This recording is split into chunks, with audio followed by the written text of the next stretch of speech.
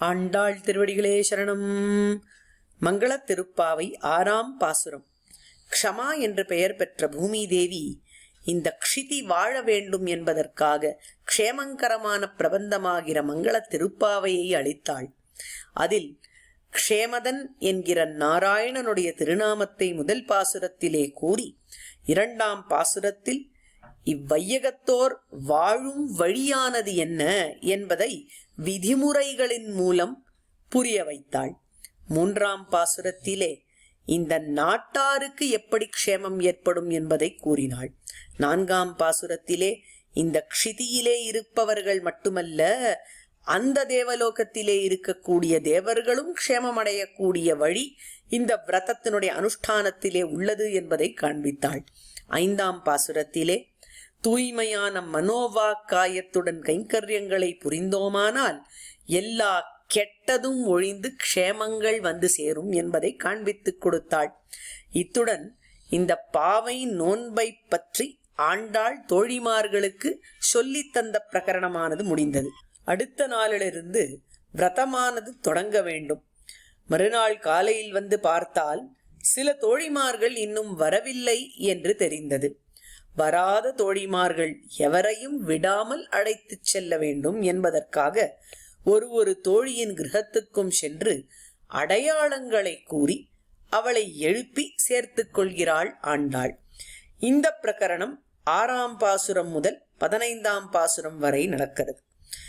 இந்த பாசுரங்களிலே அடையாளம் சொல்லும் பொழுது எந்த மங்கள சொற்களை ஆண்டாள் வைத்திருக்கிறாள் என்பதை மங்கள திருப்பாவையிலே நாம் பார்க்கலாம். 6ஆம் பாசுரத்திலே ஒரு தோழியை பிள்ளாய் என்று அழைத்து கூவி அவளிடம் 2 மங்கள அடையாளங்களை கூறினாள் ஆண்டாள். அவை என்ன?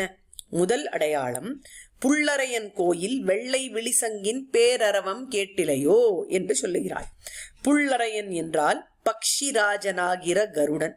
கருடன் வசிக்கக்கூடிய கோயிலிலே மங்கள சப்தங்கள் எல்லாம் ஒலிக்கிறதே, அது உன் காதில் விழவில்லையா என்பது முதல் விஷயம். பக்ஷிராஜன் என்கிற கருட பகவான் வேதாத்மா, வேதம் சர்வ மங்களத்துக்கும் இருப்பிடம். அதனால் இந்த பக்ஷிராஜனுக்கு க்ஷேமகாரி என்று ஒரு திருநாமம் உண்டு. க்ஷேமங்கர பக்ஷிராட் என்று வெங்கடாத்வரி கவியும் பாடுவார். க்ஷேமகாரி சதகம் என்கிற நூலை ஆசுகவி சார்வபௌம ஸ்ரீநிதி சுவாமி இயற்றிருக்கிறார். அதிலே ஒரு ஸ்லோகத்தில் ஆச்சரியமாய் ஒரு தொடர் உள்ளது. பக்ஷி கிருதோ ரக்ஷசி பவ்ய சப்தா என்று சொல்லி இந்த பக்ஷிராஜனுடைய சப்தமானது மிகவும் மங்களமயமானது, அது எல்லோரையும் ரட்சிக்க கூடியது என்பது இந்த தொடரினுடைய அர்த்தம். ஆக ஆண்டாள் இப்பாசுரத்திலே கூறின முதல் மங்கள அடையாளம் புள்ளரையன் கோயில் என்பது. அடுத்த அடையாளம், முனிவர்களும் யோகிகளும் அரியன்ற பேரரவம் செய்தார்கள் என்று கூறுகிறாள் ஆண்டாள். முனிவர்கள் என்பவர்கள் மனனசீலர்கள், யோகிகள் அப்படிங்கிறவர்கள் யோகம் செய்யக்கூடியவர்கள், பக்தி செய்யக்கூடியவர்கள். இவர்கள் இருவருமே விடிய காலையிலே எழுந்து ஹரிநாம சங்கீர்த்தனம் செய்வர்கள். அரியரி அரியரி அரியரி அரியே என்று 7 முறை ஹரிநாம சங்கீர்த்தனம் செய்து கொண்டே எழுந்திருப்பர்கள் இவர்கள். அந்த ஹரி என்கிற மங்கள சப்தம் உன் காதிலே விழவில்லையா என்று கேட்கிறாள் ஆண்டாள் இவ்விடத்திலே. ஹரி என்கிற சப்தத்துக்கு பாப்பங்களை போக்கக்கூடியவன் என்று அர்த்தம். ஹரி ஹரதி பாப்பானி என்று சொல்லுவார்கள்.